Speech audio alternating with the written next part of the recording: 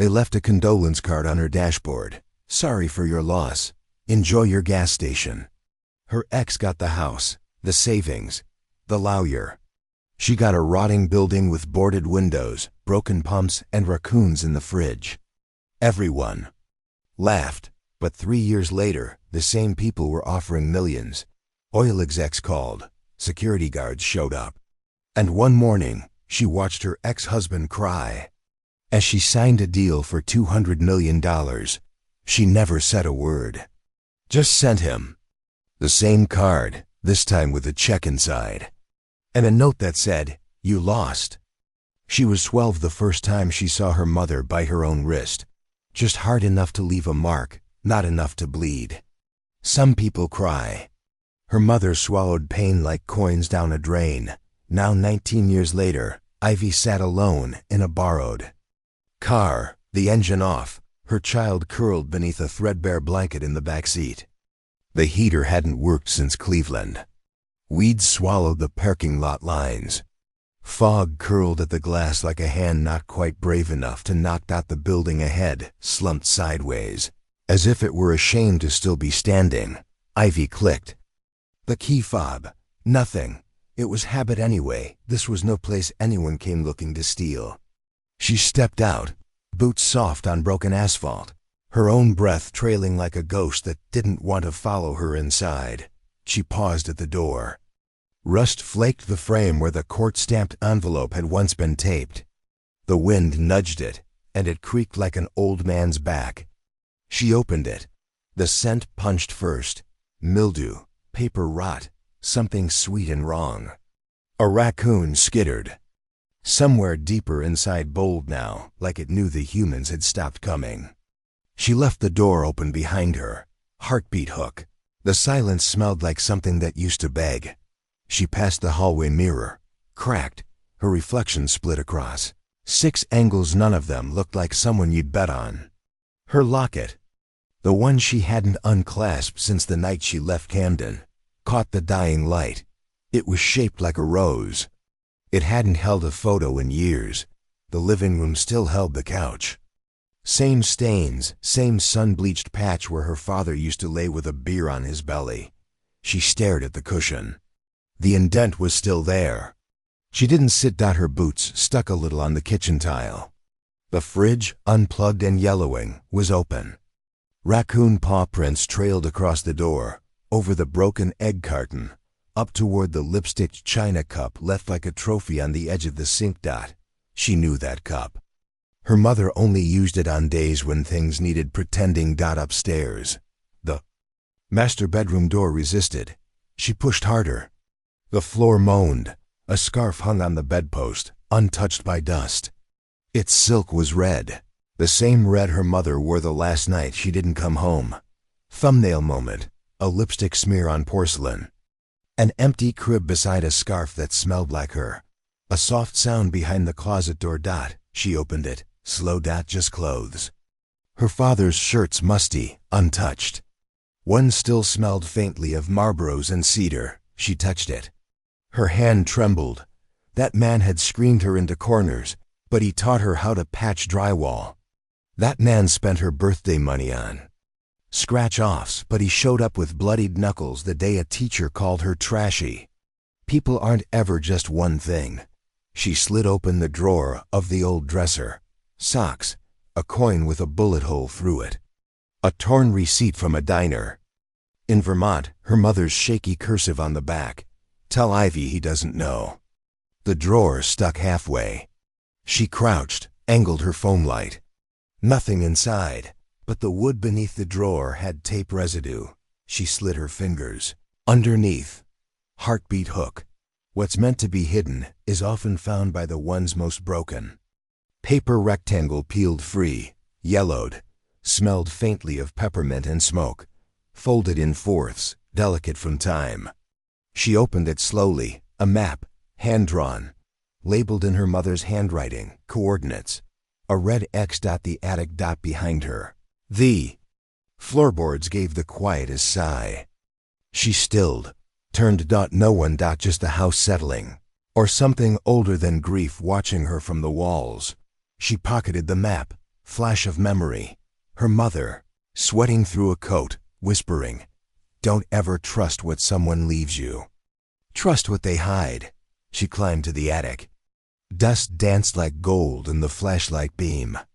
In the far corner behind the insulation wood slats were uneven. She pried one. Behind it, a metal box, small, locked. The kind you didn't open. Unless you really needed what was inside. She touched it. Cold. No key. But she could feel the weight of something inside. Heavy. Solid. Downstairs. Her phone buzzed. She ignored it. Another buzz. Then silence. Then the voicemail ping. She checked it. Her father's voice. Stilted. Sober. "Ivy. I know what you think of me. You're not wrong. But your mother, she did things you never knew. That money, don't trust the way it came. The message cut off. A third buzz. Another voicemail. Same voice, shakier. "If you go looking, just don't think she did it for you. She did it for herself.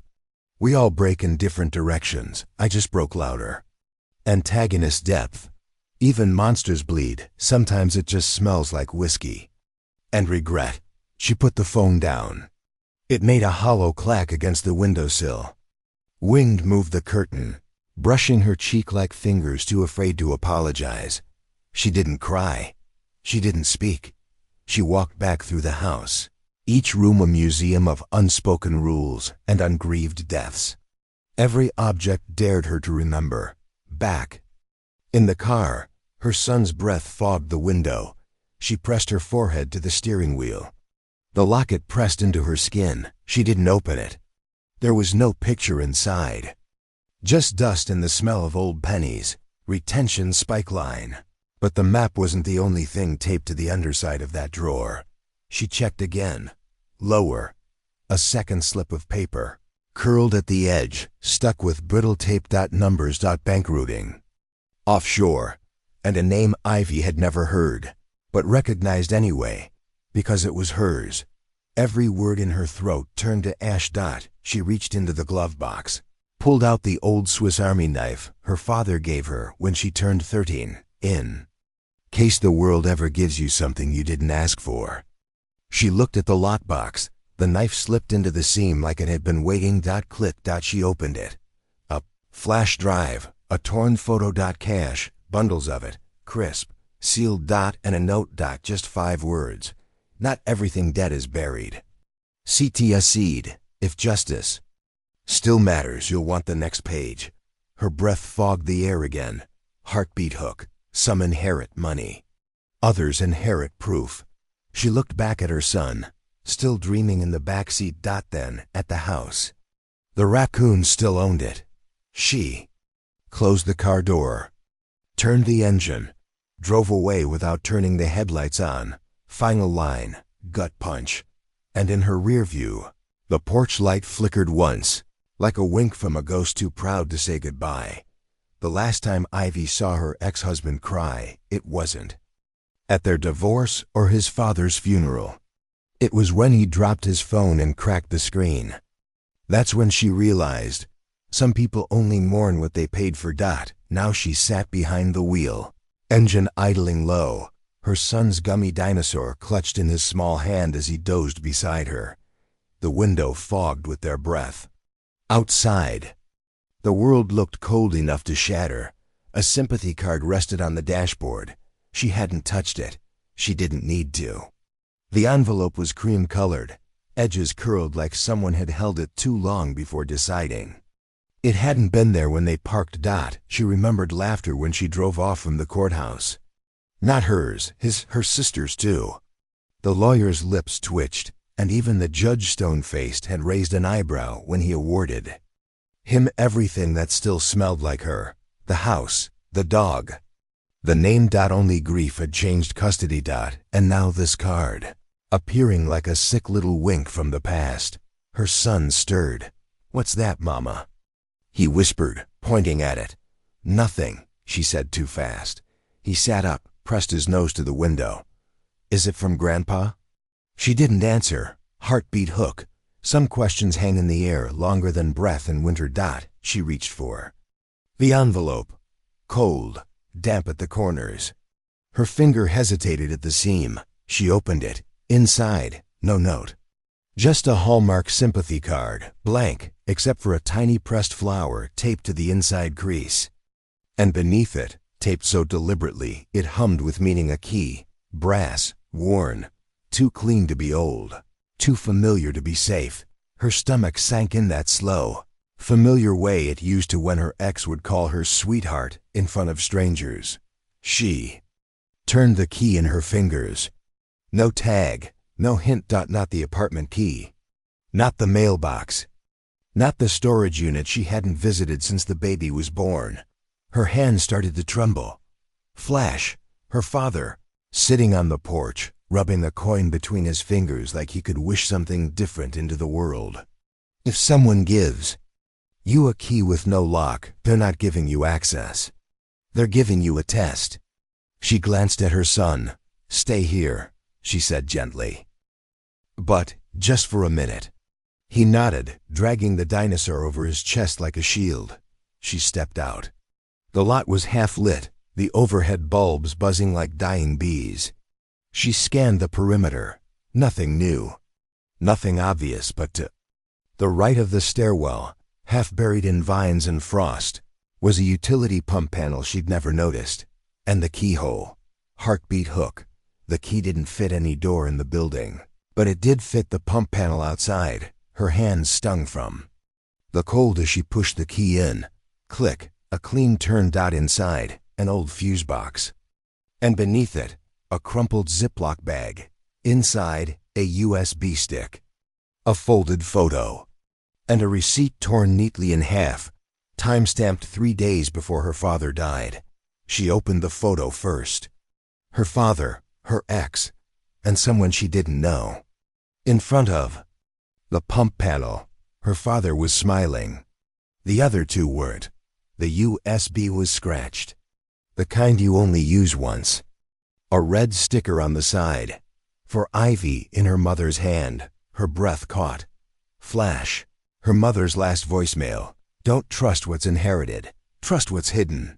She shoved the bag into her coat pocket and slammed the panel shut, turned to find her son watching through the windshield, his small palm against the glass.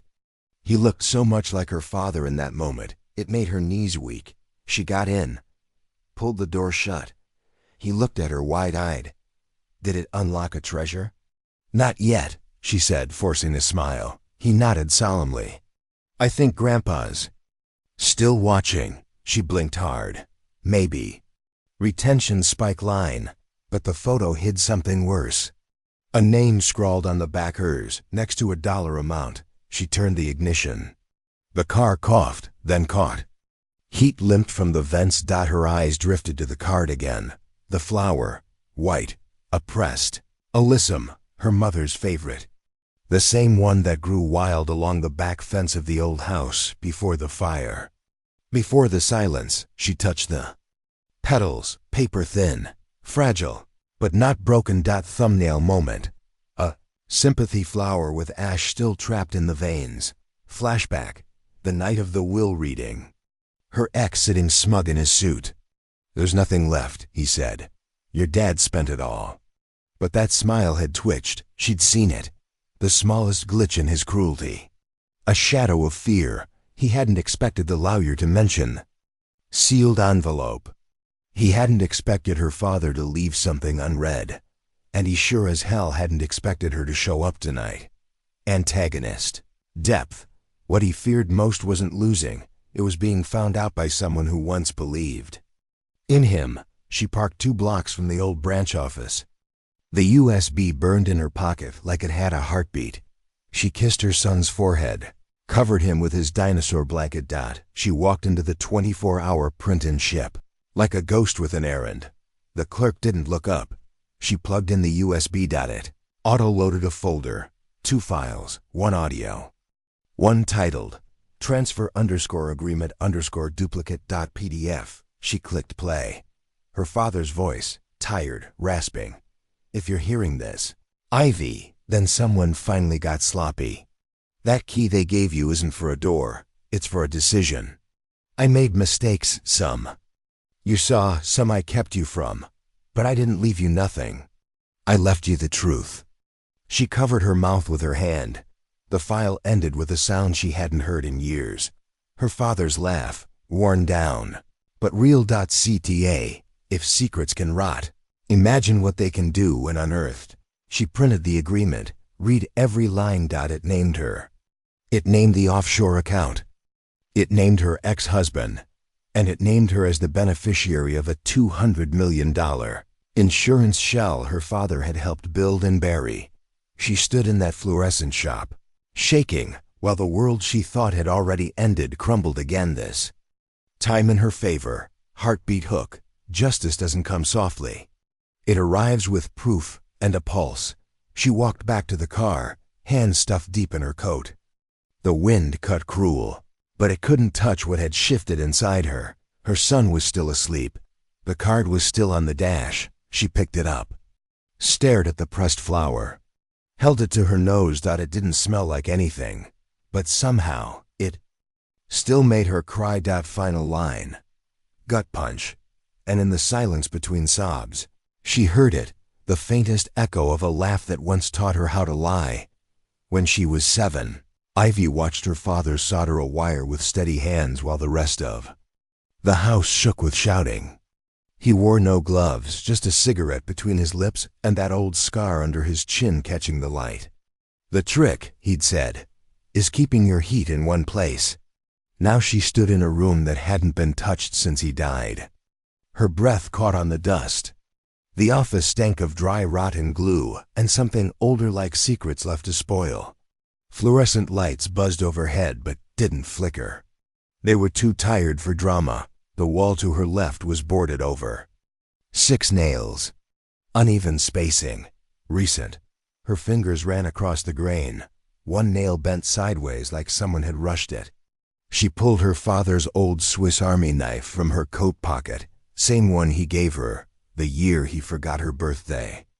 But remembered to send her a box of tools from the hardware shop. It still had his initials burned into the handle. She wedged the blade under the edge and pried. Heartbeat. Hook. Truth doesn't creak, it resists like bone. Behind the false wall. Shelves. Neatly labeled rows of VHS tapes, black spines. Yellowing stickers. Dates written in sharp, clean script. His years of surveillance. 2003 to 2020. Except for 12 gaps. 12 missing tapes. Ivy's fingers hovered where they should have been. The labels jumped years. Patterns frayed. One slot held a tape that looked half melted, its plastic casing warped. Burned at one corner, yet rewound. Ready, she slid it into the rust-bitten TV cart, still shoved in the corner. A dusty monitor blinked. She pressed play static. Then grain. The timestamp burned in red at the corner. 2:17 a.m., January 6, 2018. A dark office. This one. A man entered frame. Her father. His shoulders looked heavier than she remembered.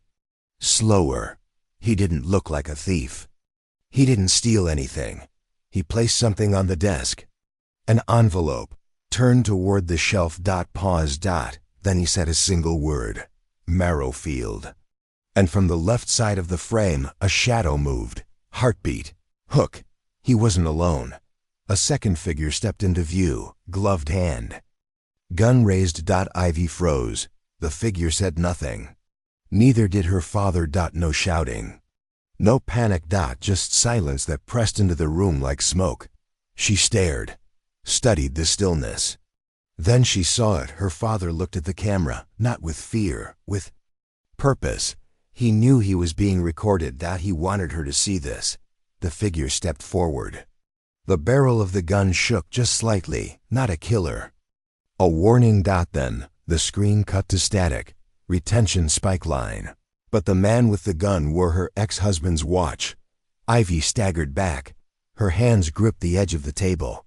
The same table where her father once taught her how to count cards, saying, "People cheat with smiles, not sleeves." She ejected the tape.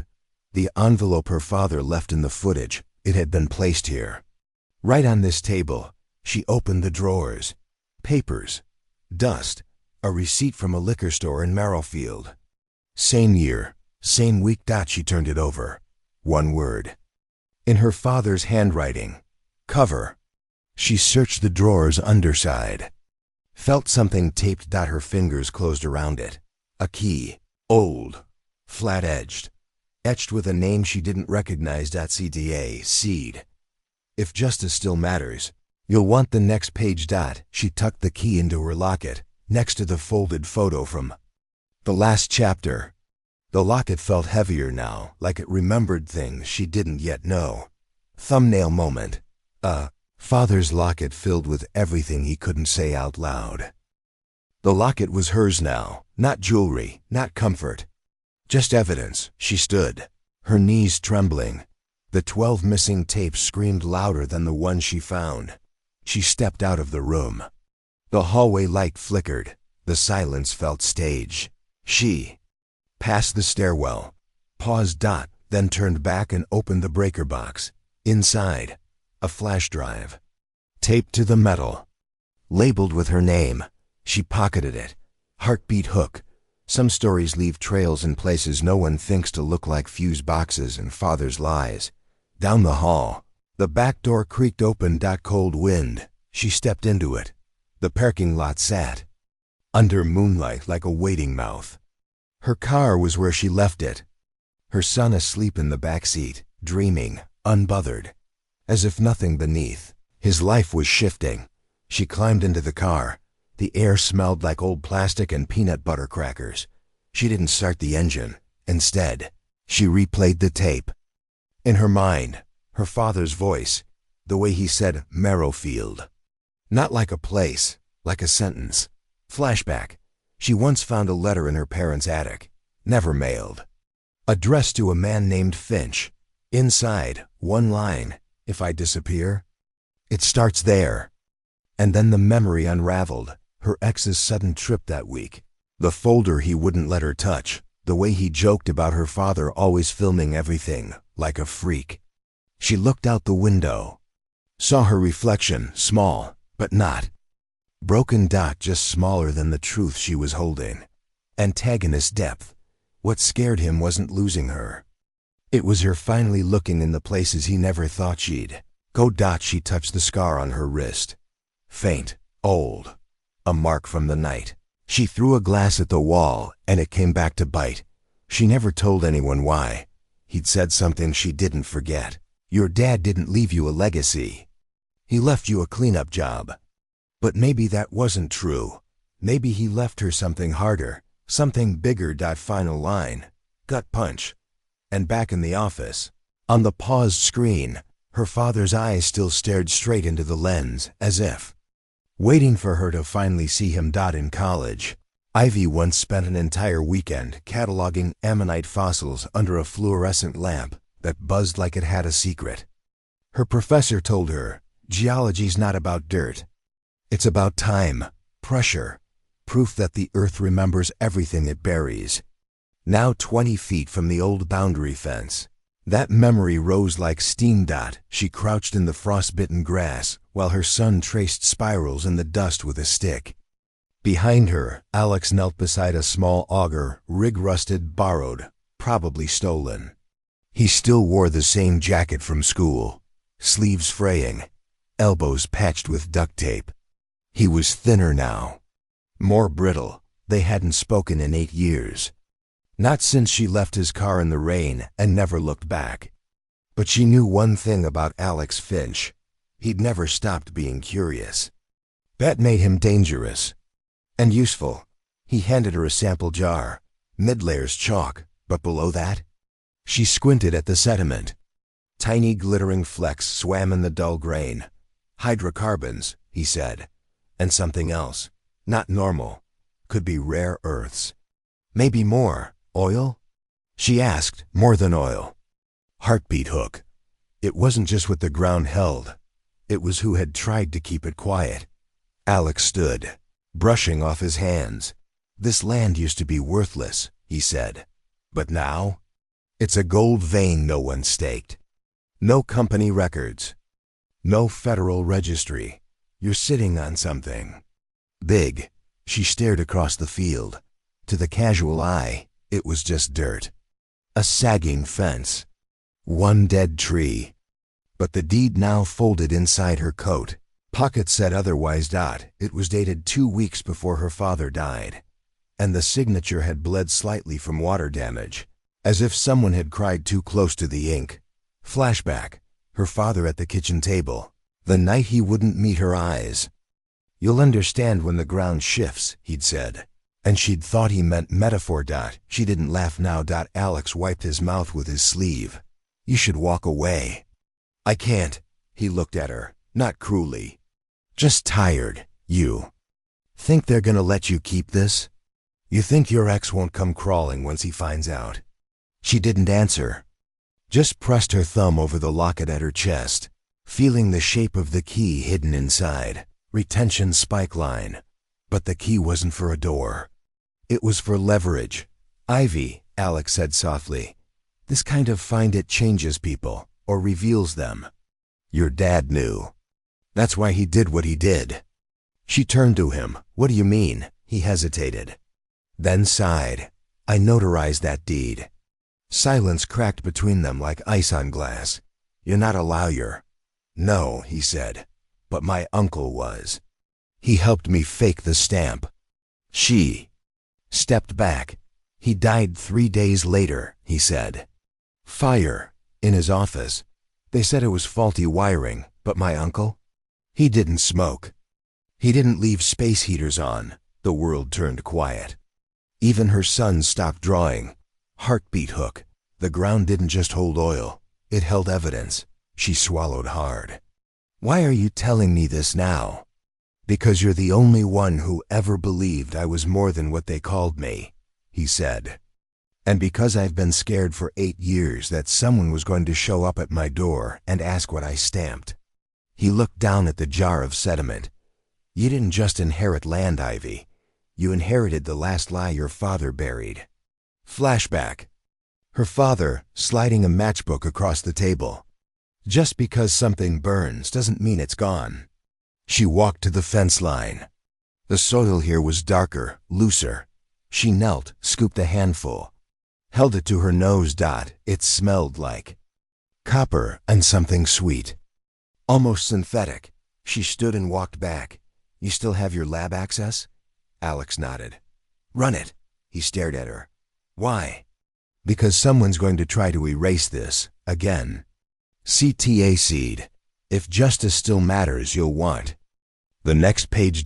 She handed him the deed. He studied it like it was a confession. Her son tugged on her coat. Mama, why are we digging? She knelt beside him. Brushed hair from his face. Sometimes things get buried that aren't supposed to stay hidden. He frowned. Like treasure? Like truth. Thumbnail moment. A child asking about treasure, while the mother cradles a piece of poisoned earth. Alex climbed into his truck, the jar on the seat beside him. The tires crushed frost as he pulled away. Ivy watched him go, then walked back to the field. Her boots left prints that would vanish by morning. She pulled the USB from her pocket. The one her father left. Still unread. Still waiting. She pressed it to her palm. She thought of her ex and the smile he wore in court. She thought of her father's eyes, staring into that surveillance lens like he knew she'd eventually come looking. Antagonist depth. Some betrayals aren't about greed. They're about fear of being exposed by the very people they underestimated. The locket swung slightly as she turned. Inside, the key tapped softly against the USB. Together, they sounded almost like a clock. Almost. Heartbeat hook. This time, it wasn't the past ticking. It was the fuse. She walked back to the car. Buckled her son in. The wind had picked up. Carried something heavy through the trees. Almost like breath. Almost like warning. As she slid into the driver's seat, her hand brushed something tucked into the glove box. A photo. Crisp. Clean. Her ex-husband. And behind him, barely visible in the reflection of a glass door, her father. Watching. Final line. Gut punch. And though The photo was dated a year after her father died. He was staring straight at the camera. When Ivy was 9.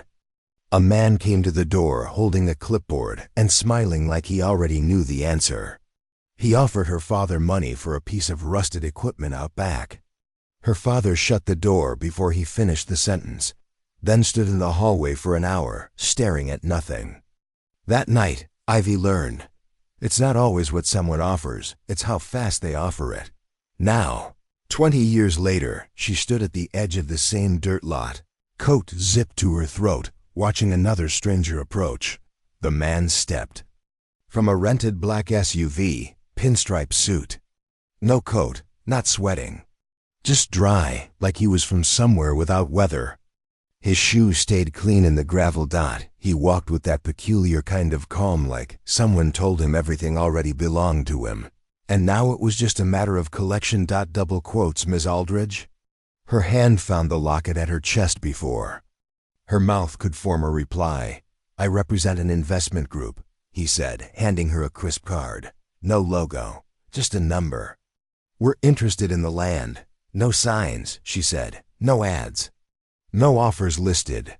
Exactly, he said, smiling. That's why we're offering one. Heartbeat hook. When someone finds you without looking, they've been watching for longer than you know. She folded her arms. We'll pay $100,000, he said. Today. Cash. No appraisal? She asked. He shrugged.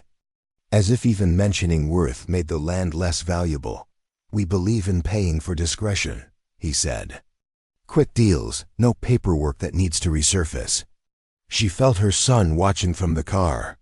His palm pressed to the fogged window. He made a circle, peering out like a submarine crewman at periscope depth. She turned back to the man. You don't even want to see it? He didn't look at the field. His smile didn't move. We already have. Flash. Her ex at the dinner table saying, sometimes the right people don't need proof. They already know what you're hiding.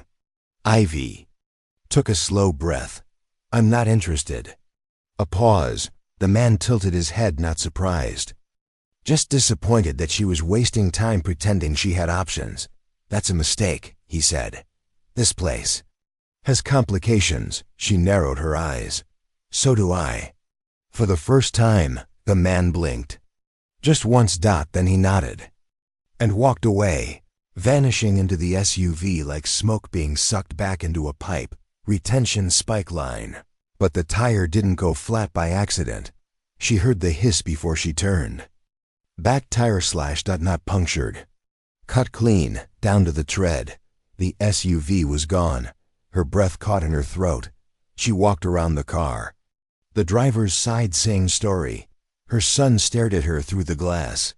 He lifted his hand and pressed 2 fingers against it, like he was sealing her in. Thumbnail moment. A child's hand on the glass while the mother lies to keep him from knowing it's not safe anymore. It's fine. She mouthed. It wasn't. She popped the trunk and pulled out the emergency kit. The spare was already bald. She'd used it last winter. No patch fix this time. She pulled out her phone. No bars. She walked down the path, past the boundary line, past the rusted-out gate where her father once posted nitrogen monoxide trespassing signs with nails so thick she thought they were silver stakes. Toward the pump panel. It was cracked open. She froze. Last time, she had to force it. Wedge it with a screwdriver. This time, it was pried clean, intentional. The hinges bent. The inside was empty. The USB she'd left.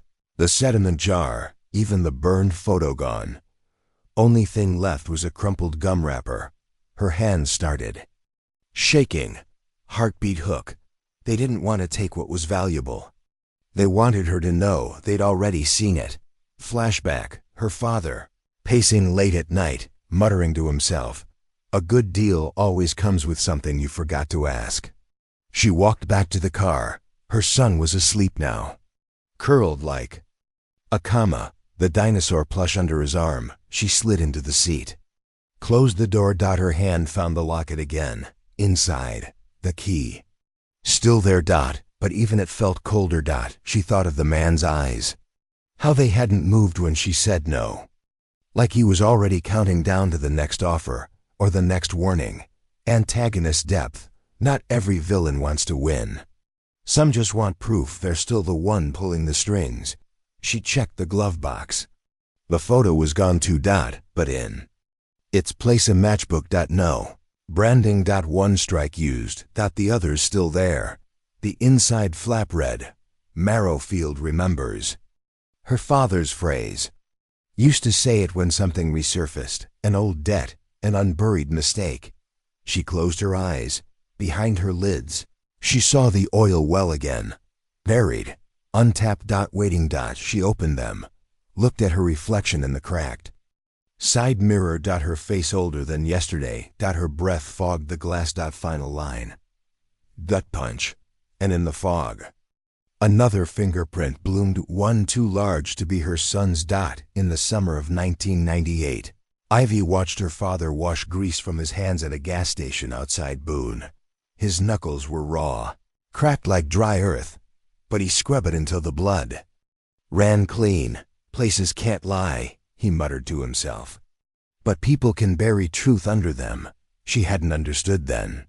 She did now. The Marrowfield site wasn't on the GPS. It was on the map, but misnamed. Labeled Service Area 29. Ivy drove past it twice before she noticed the empty sign frame. The old concrete pad cracked like bone. There was no pump. No roof. Just a slanted cinder block kiosk with its windows blown out and a crow nesting in what used to be a receipt printer. She parked the car under the only working light. Her son slept in the back seat, dinosaur plush tucked beneath his chin. She left the engine running, cracked the window, locked the doors. Then she stepped into the cold, dusty silence of what was once Marrowfield. A breeze stirred the air, chemical, almost metallic. Something in her teeth itched. She pushed open the kiosk door. Rust screamed under her hand. Inside, a counter. A shelf with expired engine oil. A broken fan. A file cabinet wrapped in yellowed caution tape. Half torn like someone had changed their mind mid-warning. Heartbeat. Hook. Sometimes a place doesn't rot. It waits. She forced the top drawer open. Empty. The second. Maps. Grid stamped. Geological. Overlays. Military abbreviations. The third. A folder labeled Extraction Site 3B. Operator Aldridge. Her father's name was typed. Not signed. Inside. Pages of jargon. Coordinates. Soil chemistry. Heat signatures. And a term she didn't recognize until she read it twice. Stratorites. Flash. A memory her father laughing bitterly at the kitchen table, saying, "It's not about what's on the land. It's what's under it. No one teaches that part." She dropped the folder into her satchel. Something fluttered free, a torn receipt. Thumbnail moment. The receipt was dated 2 days before her father's death. The signature wasn't his. It was hers. Forged. She stepped outside. The air tasted heavier. She turned back toward the road and saw a man watching from a white sedan parked just out of reach of the lights. He didn't get out. Just sat there. She walked back to the car without looking twice. Heartbeat. Hook. When they don't follow you, it's because they already have. Inside. Her son stirred. "Mama? We're going." But she handed him the locket. "Hold this for me, okay?" He nodded sleepily, closing his hand around it like it meant nothing and everything. They drove. She didn't stop until they reached the edge of town. And then, for the first time in 6 years, she opened her contacts and scrolled past every name that made her flinch until she reached the one that didn't. Micah Aldridge, her brother, the one who hadn't shown up for the funeral. The one who said she didn't belong in court. The one who left with a backpack and never came back. She pressed call. 2 rings. Then static. Then his voice. "Ivy?" She hadn't realized she was crying until her breath stuttered between syllables. "I need to talk to you." A pause, long enough to hurt. "You finally found it, didn't you?" She swallowed. What was Marrowfield? Not what. Who? Another pause. Retention spike line. But the archive didn't list people it listed replacements. She pulled off the highway. Parked beneath a burnt-out billboard. Micah, what did Dad do? You wouldn't believe me. Try me, he exhaled. Marrowfield wasn't a gas station chain. It was a mask. For sites they drilled, mapped, and abandoned. But they weren't looking for oil. They were tracking something else. Strider writes, below the fault lines, below the rock, there's a layer of material that doesn't register as natural. High thermal response. Magnetic bleed. Synthetic compounds. Not man-made. Not entirely. You're saying it's military? I'm saying it's buried for a reason. He was quiet. Then, they made him sign something. Flashback. Her father pacing in the garage, whispering, you don't own what you can't explain. They'll let you hold it. But only until they need it back. She opened her satchel. The forged receipt. The site folder. The matchbook. The USB. I have proof, Micah. That's not safety, he said. That's kindling. Silent setup. She reached into the glove box and slid the USB into a backup phone she hadn't used since the custody hearing. Her son was asleep again. Mouth parted, the locket still in his hand. Why'd you disappear? She asked softly. Micah's voice broke. Because he told me to. A pause. Because they came to me first. Antagonist depth. He hadn't left because he didn't care. He left so they'd stop looking at her. She wiped her face.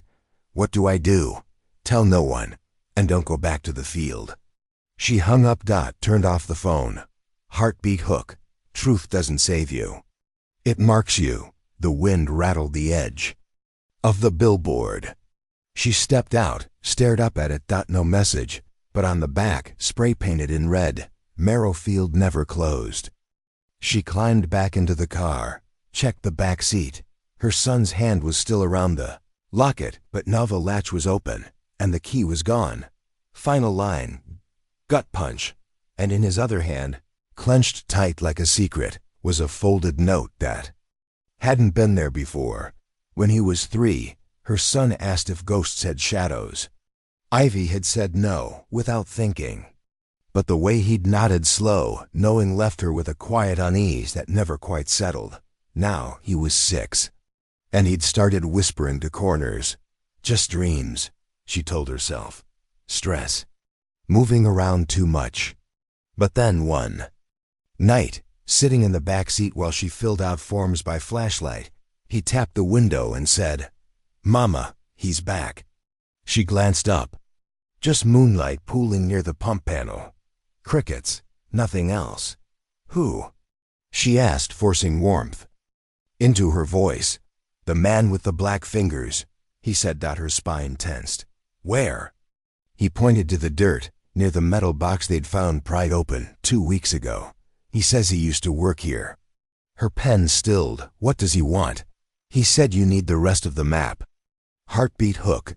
Some truths come folded in small hands, not delivered in courtrooms. He held out a piece of notebook paper, crumpled, still warm. It was a drawing.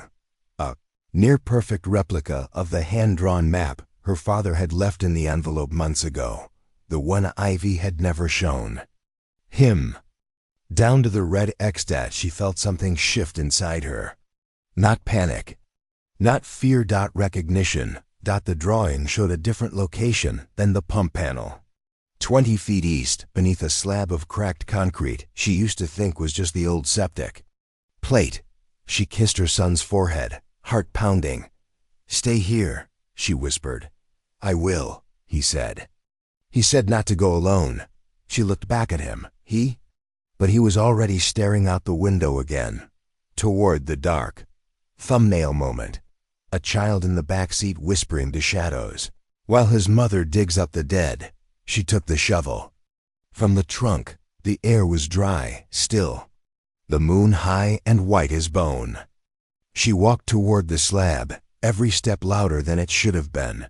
The concrete was cracked, just like the drawing showed. She knelt, began to dig along its edge. The dirt came up easy. Someone had loosened it before. After 40 minutes her shoulder ached. Then, a click.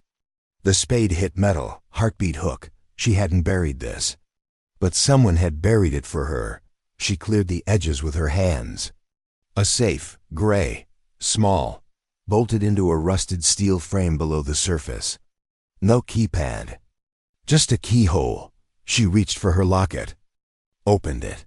The key inside small, flat, almost decorative fit. Turned. The safe hissed open like it had been holding breath.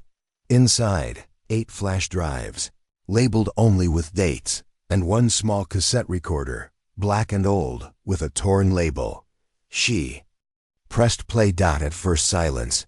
Then, her father's voice. If they're listening, then I'm already gone. If it's Ivy, I'm sorry. I made you carry the parts I didn't want to name. He sounded tired, not broken, but close. I left the drives. They hold more than what they wanted me to see. I copied things I wasn't supposed to.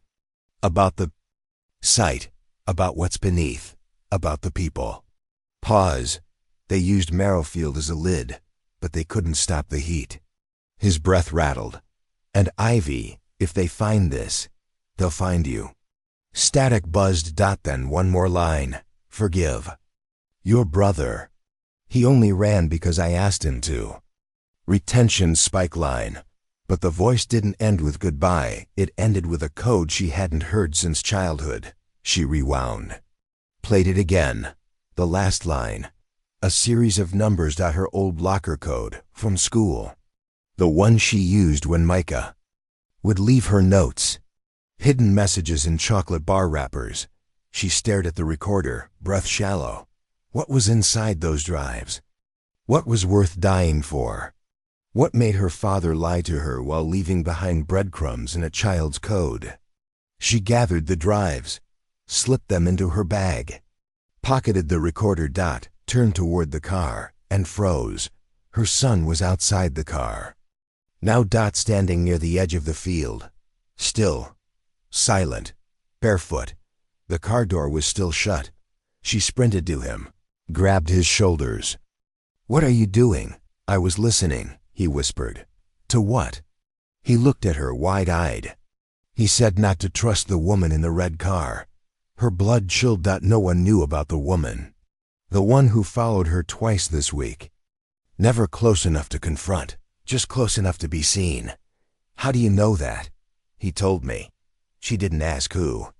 Not this time. Antagonist depth. Sometimes fear doesn't hide in shadows. It waits in daylight, wearing a badge or a smile. She wrapped her arms around him, his small body rigid with knowing. Then she looked down at his hands. They were smudged, black like soot. Or old oil. But there was no grease on the safe. None on the car. Only in the grass. Near the slab. She didn't ask more. Heartbeat hook. Some hands don't get dirty from what they touch, but from what they inherit.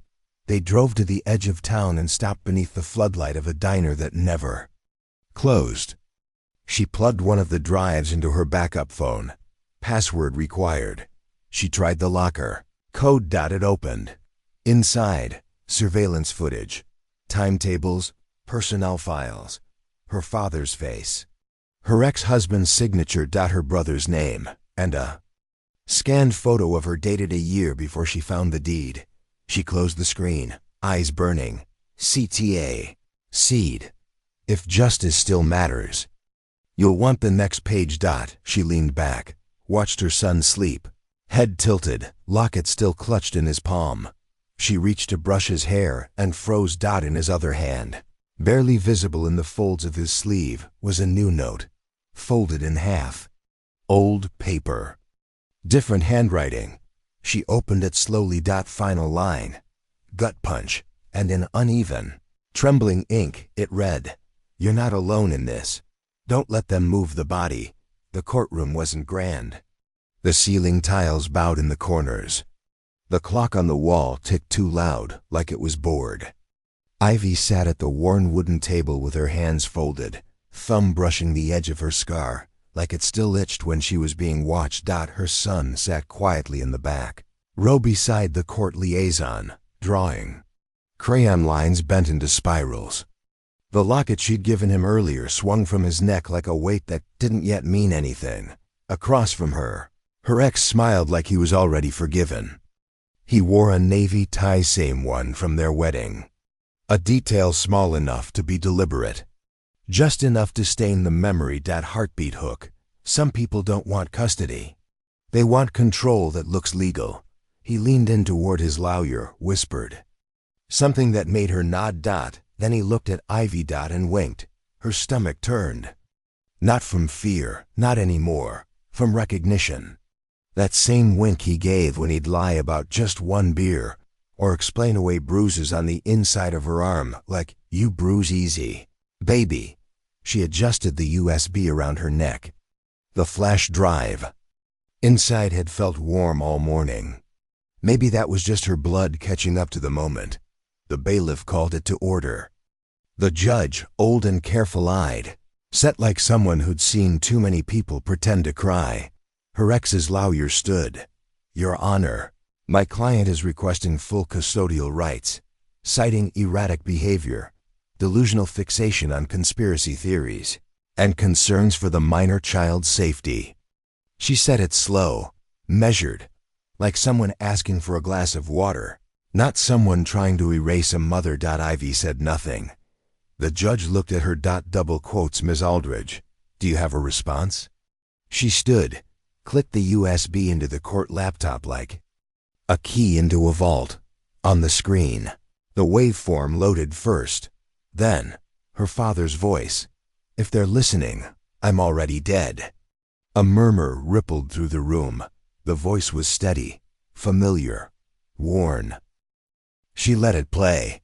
He listed names, companies, routes through shell corporations, the gas station projects, strata rights and falsified land deeds, Marrowfield's cover status, her ex-husband's involvement. And then the final line. If they go after Ivy, it's because they know she holds the thread. She's the only one I left it for. Silence, heartbeat hook. Sometimes evidence doesn't shout it, just plays long enough to drain the room of lies. She looked up. Her ex's hands were balled beneath the table. His lawyer whispered something sharp. I have physical copies of the drives, Ivy said. And backup cloud storage. The voice memo is timestamped. Chain of custody verified. She handed over the certification folder. The judge raised an eyebrow. Is there more? She nodded once. Exhibit B, she said, motioning to her son. Liaison held up the drawing. It had been scanned and reprinted on clean paper. The same map. The judge tilted his head. You're saying your son drew this from memory? No, Ivy said. He said he was told. By someone near the pump panel. A man with black fingers. The judge stared, then turned to her ex. Mr. Renner, do you recognize this location? He said nothing. The judge clicked to the next exhibit. A photo, grainy, from the footage on the USB. A man, standing in the background. Half dash hidden. Face turned just enough. The same watch. Same JAWLIN. Same suit. Do you recognize this man? The judge asked again. Heartbeat hook. He didn't speak. He just stopped breathing like the answer was a bruise. Flashback. The night he forgot to come home, and Ivy found soil on the backseat floor. The scent of gas station soap, and a receipt from a town he swore he'd never visited. The judge leaned back. I'll take a recess, he said. I need time to read. The room began to empty. Ivy stayed seated. Her ex didn't move. Finally, he stood. I just wanted him safe, he said. His voice cracked. That land, it's poison. You don't know what's buried there. She looked up. I know enough. You think your father was a hero? He hissed. No, she said quietly. I think he stopped being a coward when he realized I might inherit the cost of his silence. Antagonist depth. What broke him wasn't her strength. It was her willingness to speak where he never dared to. He turned away. She walked to the back row. Her son looked up. Did it work? We'll see, she said. He pressed the locket into her hand. You can have it back now. She opened it. The key was gone. Where is it? She asked. He pointed to the bench. Under there. He said you won't need it anymore. That door's closed. She knelt, heart hammering. There was a note tucked beneath the bench leg, folded once. Old paper. Sane writing. Don't stop. The rest of them are still watching. Retention spike line. But the photo hid something worse. A date in the background that hadn't happened yet. She stared at the words, tasted iron at the back of her throat. The judge's gavel echoed again. Calling the room back, she walked forward. Not slow, not fast. Just certain. Because she wasn't walking in with hope anymore. She was walking in with history. CTA. If justice still matters, you'll want the next page. Final line. Gut punch. And in the reflection of the courtroom glass, behind her shoulder, his face again, just watching. When she was 24. Ivy stood in the rain for 42 minutes while her then-husband packed a suitcase inside the house. He didn't yell, didn't rush, just zipped it slow, like he was folding time. When he came out, he said, "Don't make this harder than it is," as if he hadn't already. Now, years later, it wasn't rain on her porch. It was the long sweep of twilight, heavy in gold, as the station lights flickered to life one by one. She stood behind the counter, sorting receipts. Her son lay curled in the corner booth, fast asleep with his drawing pad open spirals again. She heard the car before she saw it.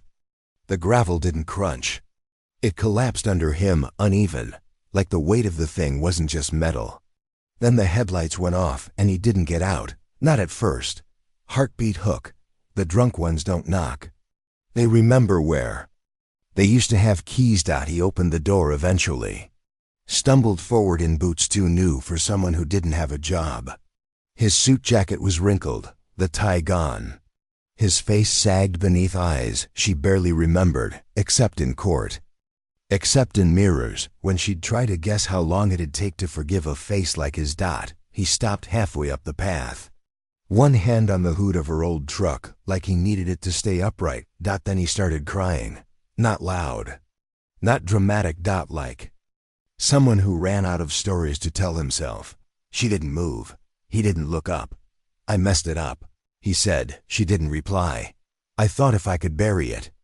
If I could get you to fold first." Still, she said nothing. "After the hearing, I thought maybe you'd rub it in," he laughed. "But you didn't. You just walked out." "I had somewhere to be," she said. "Where? Anywhere else." That stung. He wiped his face on his sleeve. "You ever hate me?" "I didn't have time," she said softly. "I was too busy surviving you." He closed his eyes. Like that was worse than shouting. She stepped back inside the station, came out with a plain envelope, and set it gently on the hood of the truck. He stared at it. Didn't touch it. "What is this?" he asked, voice shaking. "Same amount you took in the settlement," she said. "Adjusted for interest." "You're giving me money?" "No," she said. "I'm closing a loop." She slid something else beside it. A cream-colored card. Edges curled. The same one that was left on her windshield after the court split everything in half and gave him the part that smelled like her. She had kept that card, and now it had 2 words written in ink. Just beneath the printed sympathy lily. "You lost. Retention spike line." But the real message was in the envelope, because the check wasn't from her personal account. He opened it. Blinked. His name was printed on the check, but the account number traced back to the original shell fund. The one her father had built. The one he'd tried to hide. His breath caught. "Where did you get this?" "You forgot who taught me how to follow paperwork," she said. He stared at it. Then at her. And for the first time in years, she saw it. Not guilt, not anger. Fear, antagonist depth. He didn't regret what he took, only that she'd become someone who could give it back. "I never wanted to hurt you," he said. "Then you should have left me earlier," she replied. He looked down at the card again, then whispered, "Why are you doing this?" She leaned against the doorway, arms folded. "Because I don't need to hate you anymore." That silenced him in a way a judge never could. He stepped back, took the check, but not the card. Didn't say thank you, didn't say sorry. Just climbed into the car, drove off like he was still trying to beat a clock that stopped ticking the day she stopped answering. Thumbnail moment.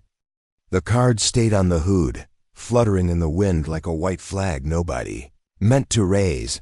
She picked it up. Held it between her fingers, folded it in half, then tucked it into the locket around her neck. Not for memory, for closure. She locked the door behind her, turned the sign to closed.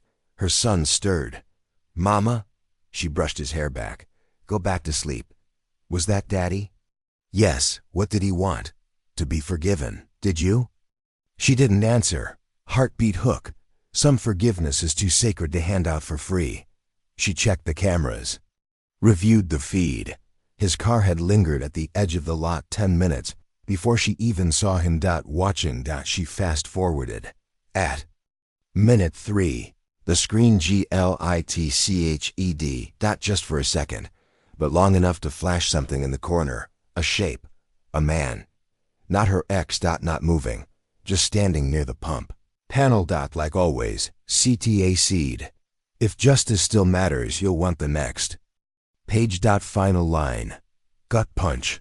And on the footage, her ex never looked toward the station, but he did look straight at the man she couldn't see. Ivy remembered the drawer long before she reopened it.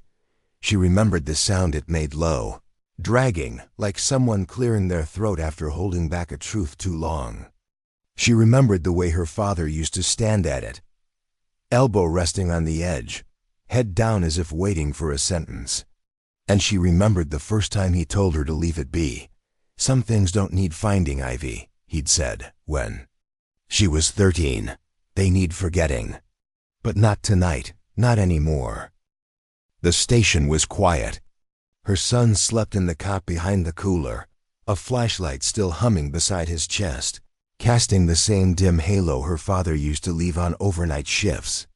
Outside, the pump lights blinked their tired rhythm. She knelt before the drawer and pulled. Heartbeat hook. The past doesn't hide. It waits for the right hands to come back. The false bottom had already been disturbed once. The map, the flash drives, the envelope. But beneath that space, beneath the layer, no one thought to check again, was something folded twice, yellowed, crisp at the corners. A letter. No address. Just one word, scrawled in ink the same way he used to sign detention slips. "Call on Ivy." She sat back against the cabinet, the cool metal humming into her spine. She held it a long time before unfolding. The handwriting was slower than she remembered, hesitant, some words darker than others, like he'd stopped and come back. "I know this might come too late, or maybe right on time. That depends on how long you waited. I didn't leave the land to you because you were better than your brother. I left it to you because you stayed, because you listened when no one else did, because you asked the questions I couldn't say yes to." Micah ran. "I told him to." "You didn't. You endured me. That's not something to be proud of, but it is something to build from." Ivy closed her eyes. She remembered the way her father used to drink milk straight from the jug at midnight. The way he'd put one hand on her shoulder when passing behind her, like an apology too quiet to say out loud. He had never said sorry. Not once. But this was close. There's more under this place than chemicals and signatures. There are decisions, mistakes, and people still watching. But it's yours because you remember where the cracks are. And because you know what not to fix. She looked down at the paper. There was a faint smear where ink had bled like water. Or maybe sweat. Her father had sealed this, then changed his mind, then sealed it again. Retention spike line. But the letter didn't end with love. It ended with a warning no one else would understand. "Forgive Micah." He carried his fear the way I carried guilt. "Don't become me. Don't make your boy carry you. I left this drawer locked for your protection. You opened it for your survival. Just remember, forgiveness isn't forgetting. It's surviving without bitterness. And teaching the next one how not to bury everything. She folded the letter, placed it inside the locket, removed the sympathy card, let it burn in the sink without fanfare. Then sat in the dark, heartbeat hook. Some letters aren't meant to change you. They're meant to remind you you're not crazy. At dawn, her son padded out from the back. He climbed into her lap wordlessly. Touched the locket. Did he say anything new? He asked. She smiled softly. He said you were never supposed to carry all this. Her son nodded. Then, did Grandpa ever cry? She paused. Yes, she whispered. When? She remembered one night, the day after her mother left.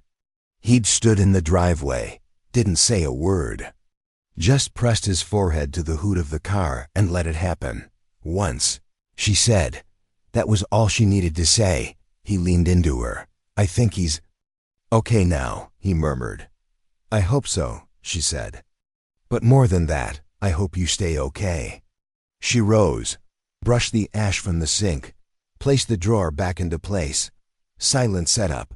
In the false bottom, she'd left a copy of the deed and the voice memo recorder. Just in case someone else ever needed to remember. Outside, the sky turned pale. The station lights blinked once, then cut. She brewed coffee, washed her face, opened the ledger book, wrote down the date. Beside it, 3 words, we are still here. The echo of her father's phrase, no longer about grief, but about reclamation. CTA. If justice still matters, you'll want the next page. And then she paused. Something slipped from the drawer.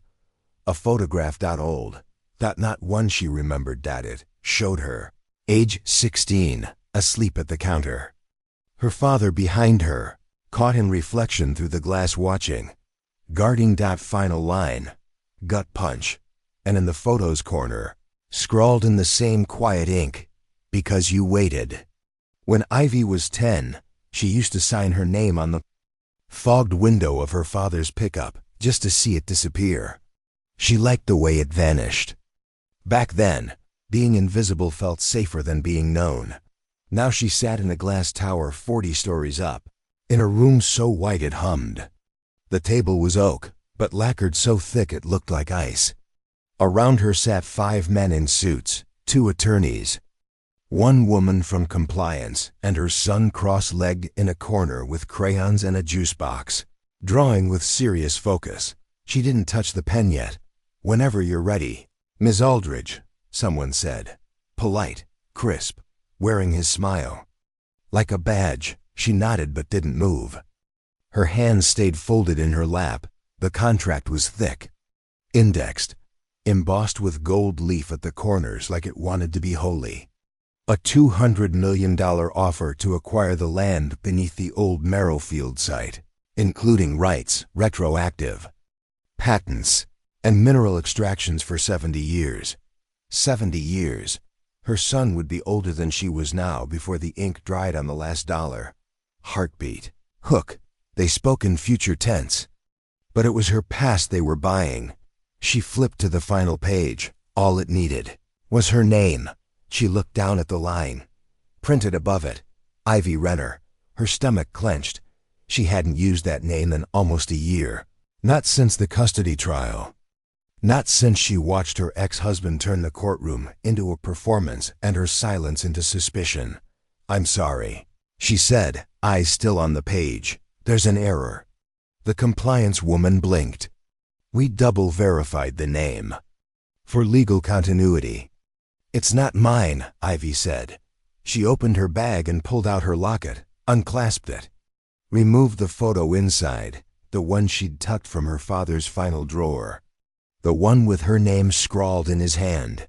The only version of it that felt like her. I'm signing under Aldridge, she said. The attorneys hesitated. Looked at each other. Technically, one began. It's not negotiable, she said. They relented. She picked up the pen. Her son made a small humming sound. then held up his drawing. "Mama, look."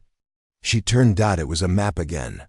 But this one had roads, schools, trees, the gas station replaced with a park. A winding path shaped like a question mark and a circle in the middle labeled home. She smiled. "Looks like a future," she said. He nodded. "It's for after." She returned to the page. Signed Ivy Aldridge, then handed the pen back. "Champagne?" one of the execs offered. "No." She took her son's hand and led him out of the room, past the marble floors and into the hallway where sound didn't echo it. Swallowed, they found a bench beneath a vending machine humming with age. She dropped 2 quarters in. "Pressed D7. Orange soda." Her son giggled as the can clunked down. They split it, passing it back and forth like communion. Heartbeat. Hook. Some victories don't need to be toasted. They just need to be witnessed. She watched her reflection in the can's shine, older, clearer, then opened her bag again. Inside was a flash drive. The last one. UNPLAYED. She hadn't needed it in court. But it had stayed with her. Insurance, or maybe ballast. The silent setup. She turned it in her fingers. Retention spike line. But the photo hid something worse. The same park plan. Dated 15 years ago, in her father's hand. Flashback. Her father tracing lines on a napkin with an old pen, whispering, "We don't just pass things down. We build where no one else dared to." He'd been dreaming this long before it became hers. Back in the boardroom, they'd raised glasses. In the hallway, she raised her son's juice box. "To what?" he asked. She looked at him. Then out the window at the skyline. "To what's next?" He took a sip. "Can I still draw maps?" "You better," she said. "Someone's got to remember where things go." Thumbnail moment. A boy with orange soda. And a map shaped like hope beneath a city that used to belong to men in suits. She leaned back. For the first time in months, she felt still. Not calm, not safe, but anchored. She had no interest in being rich. She was interested in building something that could outlive the men who'd tried to take everything from her. She watched her son. Shaded tree in blue. Then reached into her folder. One last signature. One last page. An official name change form. Filed 3 days ago. Not just a return to Aldridge, a reclaiming. She signed. Heartbeat. Hook. Shame had called her Renner. But healing would answer to her own name. The elevator chimed. They stood, walked, back through glass and steel and smiles. She pressed the button for the ground floor. The doors slid shut. Final line. Gut punch. And as they descended, her reflection in the steel doors faded until only her son's remained. When Ivy was 15, she found a dandelion growing from the crack in her bedroom floor. Her father dug it out that night, grumbling about foundations and infestations, but she never forgot the way it glowed in the dark, like it had claimed that space before she ever did. Now she stood in front of a stone that didn't say much. Harlan Aldridge, 1960 to 2020, held his own.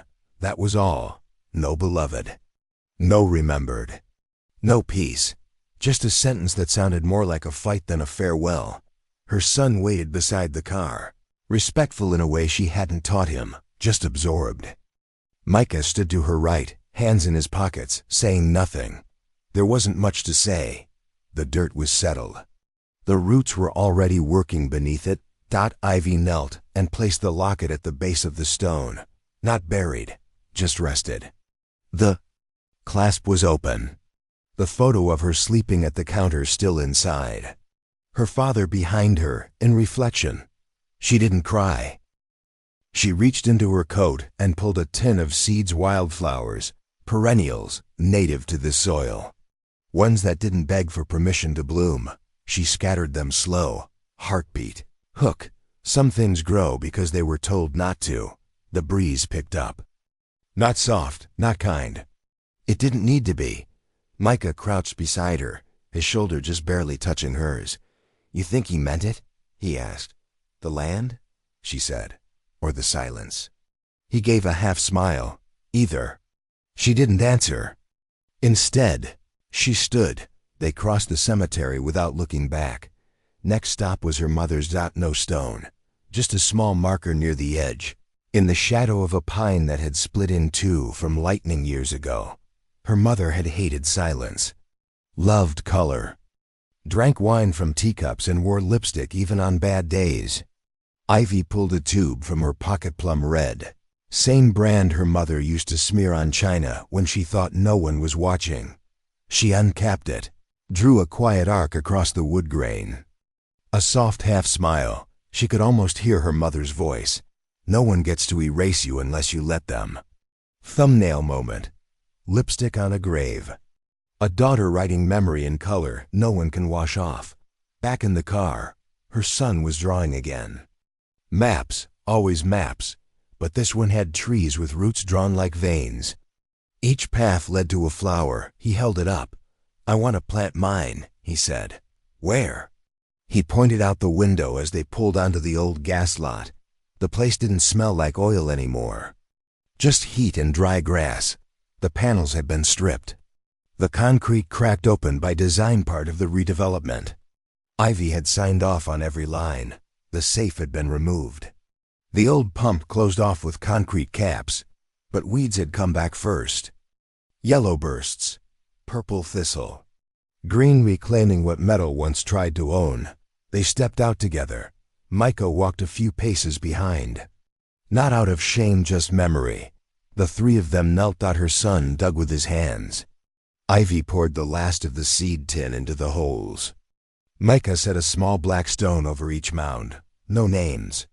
Just markers, heartbeat hook. Sometimes you bury pain. Sometimes you grow over it. I thought this would feel more. "I don't know," Ivy said. "Final?" Micah asked. "Forgiving."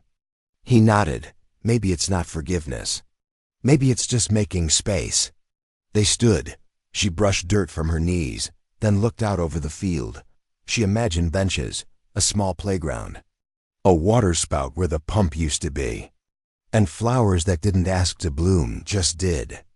She reached into her pocket, pulled out the torn receipt, the one her father had scrawled on.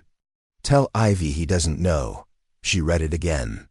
Realized something. He'd met her ex. Not Micah.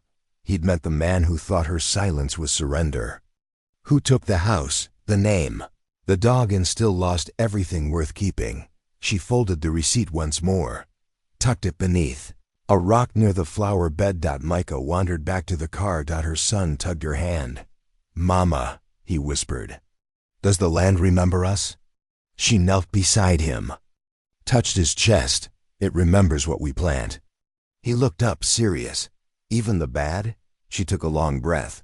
"Yes," she said. "But it forgives through bloom." He smiled, and in that second she saw it. Not legacy. Not revenge, but renewal. CTA seed. If justice still matters, you'll want the next page. She turned back to the lot. Sun high now, drawing lines across old metal, fresh soil, open sky. Final line, gut punch. She turned to the boy and said, "This land remembers." It had rained that morning, just enough to quiet the dust. Now the chairs sat in damp rows across the rebuilt field where the old pump once leaned. A sea of folding plastic and borrowed shade. A white canopy rippled above the graduates. The podium waited, dressed in a banner stitched with the school's new emblem, a tree whose roots resembled a map.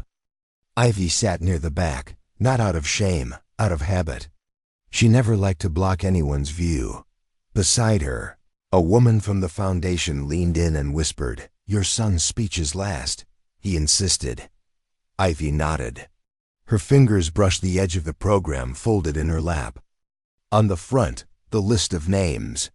His was fourth from the bottom. Micah Eli Aldridge Runner. No hyphen in his everyday use. Just the legal trail.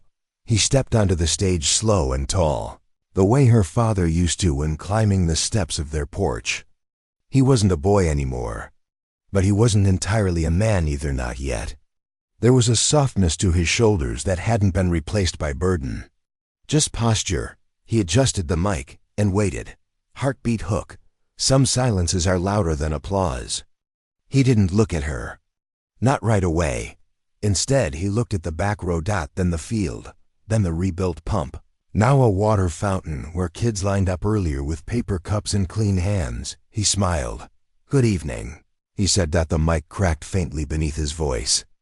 But he didn't flinch. "I was asked to speak about resilience. About what it means to start over, or keep going, or stand up again after something ends." A pause.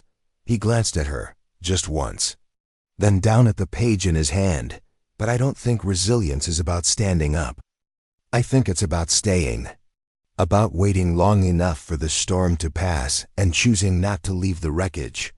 Flashback. Ivy in a borrowed car, sleeping in parking lots with her son curled like punctuation in the back seat. The locket heavy against her collarbone. "Waiting," he continued. "I grew up beside a gas station. But not like you think. There were no pumps. No signs, just weeds and ghosts and one drawer that never stayed shut. Laughter. Quiet, respectful. Not mocking. People used to say it was worthless. My mom didn't believe that. She stayed. She cleaned. She uncovered every nail and whisper until the land gave back what it owed. Heartbeat hook. Truth doesn't rise all at once. It comes up like groundwater, cold, slow, and unrelenting. I learned what home meant there. It wasn't safety. It was presence. It was a scar that turned into a doorway. A pump that became a fountain. A courtroom that became a garden." His voice caught slightly, but mostly it was my mom, who taught me that some people inherit money. Some inherit wreckage. And some inherit the chance to choose again. He closed his paper, then looked straight at her. "And I choose hope. Because I was raised by someone who chose truth, even when it cost her everything." Applause didn't break the silence. It ended it. Only then did she breathe. Micah stepped down, walking toward her. As he reached the edge of the chairs, she stood. He held something in his hand, a folded drawing. Lines sketched in pencil and ink. A map she could already tell by the angles. When he reached her, he didn't say anything. Just opened it. It wasn't the old gas lot this time. It was the entire town, labeled, rooted, named. He'd written home in the corner of every place someone had been told they didn't belong. Thumbnail moment. A graduation cap. A scarred mother. A map drawn by the child who made it all matter. She touched his hand. "You kept the locket?" she asked softly. He reached into his pocket, held it out. The key was gone. Inside now, a new photo, the two of them, sitting outside the rebuilt station. Same bench, her hand on his shoulder. The ghost of her father behind the glass, still watching, always watching. She took it, kissed the hinge. Then slid it back to him. "You wear it now," she said. "It's your drawer to guard." He nodded. And in his nod, she saw something old lift from her shoulders.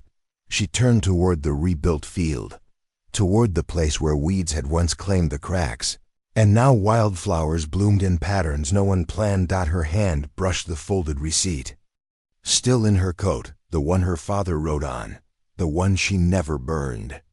Retention spike line, but the note hid something worse. The same soil signature found in another town. Buried, labeled, property of Marrowfield. She'd follow that lead. Just not today. Today was for endings that turned into beginnings. They walked out together. Down the row of chairs. Past the donors, the officials, the tired men who once tried to buy her silence and now shook her hand, like she'd been one of them all along. Micah opened the car door for her. She paused, looked over her shoulder at the field. Then up. Sky like glass. Heartbeat hook. Some futures don't rise like suns. They grow like roots, quiet, slow, inevitable. He started the car. "Where to?" he asked. She smiled. "Anywhere that remembers." He nodded, shifted gears, and drove. Final line. Gut punch. And behind them, the wind lifted a paper cup from the fountain, sent it sailing down the path like a letter never meant to be read. The new plaque gleamed beneath the overcast sky. No gold leaf. No marble. just brushed steel mounted in concrete, 6 inches from the dirt. She ran her fingers across the letters, not to read them, but to feel what they had cost. Marrowfield LLC, founded 2025, reclaimed, renamed. Remembered. She stood alone outside the new office, which was built exactly where the pump had been. They'd kept the concrete island, cleaned it, not replaced it. Let the cracks stay. That was the point. She still wore the same boots from the day the man in the suit made his first offer. Micah had gone ahead to the back, greeting the new hires. He knew how to smile with his whole face now. She hadn't taught him that it came from surviving her silences.